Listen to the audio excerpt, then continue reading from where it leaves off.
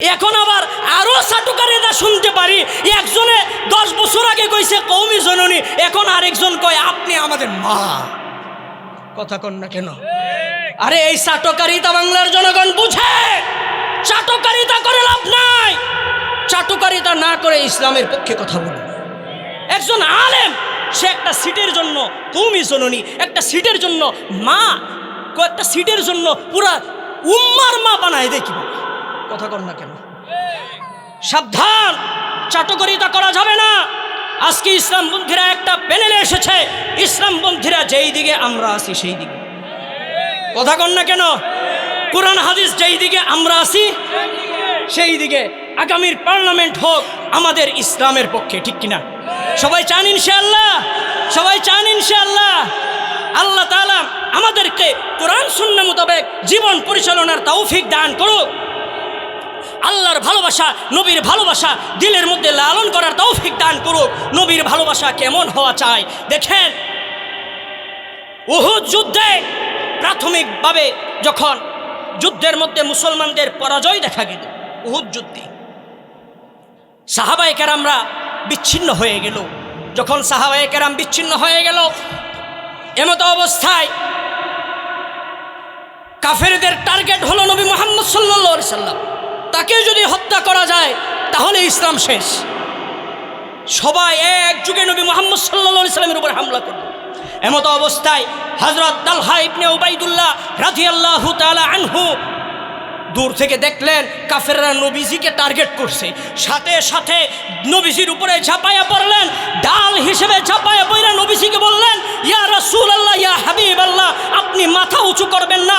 আমি আপনার জন্য উৎসর্গিত হলাম, আমি আপনার জন্য আমার জীবনকে উৎসর্গ করলাম, আমি আপনার জন্য আমার পুরো বডিকে ডাল বানায় দিলাম। একটা নয়, দুটা নয়, তিনটা নয়, দেখা গেল নবীজিরকে যেই তীরগুলো নিক্ষেপ করলো, তালহা রাদিয়াল্লাহু তাআলা আনহু নিজের পিঠ দিয়ে ফিরায়ে দিলেন।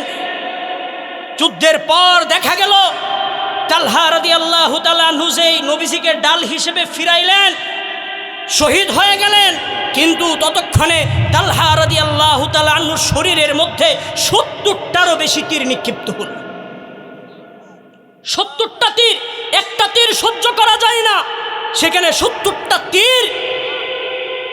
হযরত আয়েশা রাদিয়াল্লাহু তাআলা আনহা থেকে বর্ণিত, তিনি বলেন, তালহাকে যখন যুদ্ধের ময়দান থেকে আনা হলো তখন দেখলাম তালহার হাতগুলো অবশ হয়ে গেছে।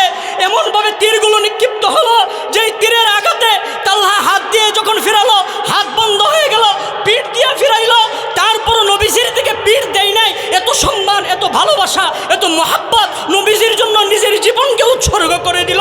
ওগো মুসলমান, আজকে বাংলার জমিনে নবীকে অপমান করা হয়, আজকে বাংলার জমিনে আল্লাহকে অপমান করা হয়, আজকে বাংলার জমিনে ইসলামের বিরুদ্ধে অবস্থান নেওয়া হয়, তারপরও তোমরা চুপ হয়ে গেছো। মনে রাখবা, যদি তোমরা এক না হও, যদি তোমরা এক ছায়াতলের কেরামের নেতৃত্বে না আসো, তাহলে মনে রাখবা ওই দিন বেশি দূরে নয় যেই দিন ইসলামপন্থীদের বিরুদ্ধে সমগ্র বিশ্ব উঠে পড়ে লাগবে। এই জন্য আজকে আপনাদের এই ময়দান থেকে ঘোষণা দিচ্ছি, উলামায়ে কেরাম যদি ডাক দেয় ইসলাম প্রতিষ্ঠার জন্য, নবীর ইজ্জতের হেফাজতের জন্য, আল্লাহর ইজ্জতের হেফাজতের জন্য, ইসলাম কায়েমের জন্য, রাজপথে নামার জন্য, রাজপথে নেমে প্রয়োজনে জীবন দিব, শহীদ হব, তারপর ইসলামকে প্রতিষ্ঠিত করব। কারা কারা রাজি? হাতগুলো দেখতে চাই, হাতগুলো দেখতে চাই।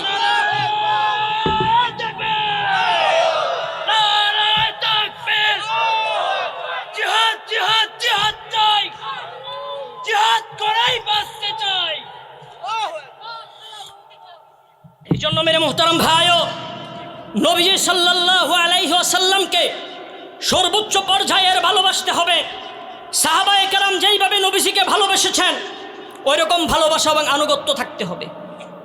যদি সাহাবায়ে কেরামের ভালোবাসা আর আমাদের ভালোবাসা সমান না হয়, তাহলে নবীজির সাথে জান্নাতে থাকবো কিভাবে? নবীজির সাথে জান্নাতে থাকার জন্য 1 নম্বর নবীজির ভালোবাসা থাকতে হবে, 2 নম্বর হলো নবীজির আনুগত্য প্রকাশ করতে হবে। কি প্রকাশ করতে হবে? আনুগত্য প্রকাশ করতে হবে। কেমন আনুগত্য প্রকাশ করতে হবে? দেখেন একটা ঘটনা শোনাই। খাইবার যুদ্ধে যখন মুসলমানরা বিজয় হলো, খাইবার যুদ্ধে মুসলমানরা বিজয় হলো, বিজয় হওয়ার পর গনিমত হিসেবে কিছু গাদা পাইল। কি পাইল? কিছু গাদা পাইছে।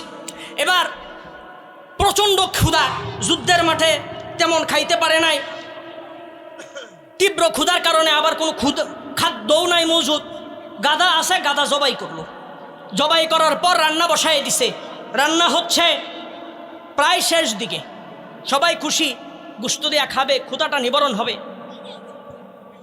এক সাহাবী ঘোষণা দিল, ও আমার ভাইয়েরা শুনো, তোমরা কি ভুলে গেছো নবীজি ঘোষণা দিয়েছিল গাদার গোশত তোমাদের জন্য হারাম। ঘোষণা দিতে দেরি প্রত্যেক সাহাবী সাথে সাথে পাতির উল্টাইয়া সব গোশত ফেলাই দিলেন। সুবহানাল্লাহ। আনুগত্য কাকে বলে? আনুগত্য কাকে বলে? আর আমরা নবীজির ভালোবাসা, নবীজির আনুগত্য করতে গিয়া নিজের কোনো জিনিস চলে যাক এটাও চাই না। কথা কন না কেন? যতই ওয়াজ করেন, যদি কোন চাচা দাড়িটা রাখেন, কয় এখনো বয়স হয় নাই। আছে না নাই? আছে না? চাচা নামাজ পড়েন না কেন? আর কয়টা দিন যাক। চাচা সুদ খাওয়া ছাইরা দেন, কর 2টা বছর খাই। আছে না নাই? কিন্তু এগুলো যে হারাম, এই ব্যাপারে কোনো খেয়াল আছে? কোনো খেয়াল নাই। এই জন্য মেরে মোহতারাম ভাইও, সাহাবায়ে কেরাম নবীজি বলছে সাথে সাথে মানছে, নবীজি বলে নাই সেই কাজ করে নাই। বুঝতেছেন তো?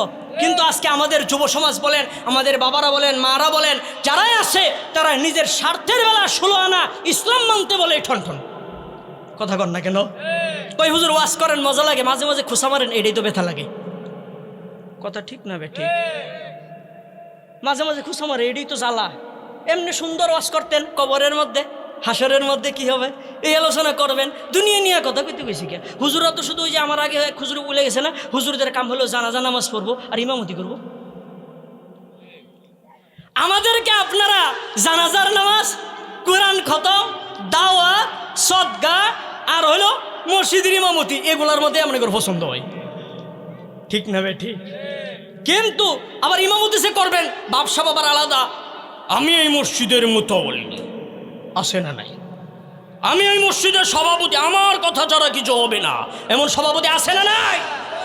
হেডমটা কত বড়। আমার মসজিদের মধ্যে এক মুসল্লি হঠাৎ করে বলল মুতাওয়াল্লি সাহেবকে, হুজুর এটা বেশ একটা সুবিধা না। কেন সুবিধা না? হুজুর অনেক সময় দেখি রাজনৈতিক আলোচনা করে। কি আলোচনা? রাজনৈতিক আলোচনা করে। তো মুতাওয়াল্লি সাহেব বলল, যদি তোর এই আলোচনা পছন্দ না হয় অন্য মসজিদে যা। আলহামদুলিল্লাহ কইবেন না?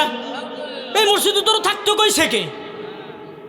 আমাকে বলে দিল হুজুর রাজনীতি কি ইসলামের অংশ? আমি বললাম হ্যাঁ। তাহলে রাজনীতি না, ইসলাম নিয়ে যা বলতে হয় তাই বলবেন, যদি কারো মজা না লাগে অন্য মসজিদে চলে যাক। বুঝতেছেন তো? আলহামদুলিল্লাহ, মনের মতো একটা কমিটি, কোনো ঝামেলা নাই। বুঝতেছেন?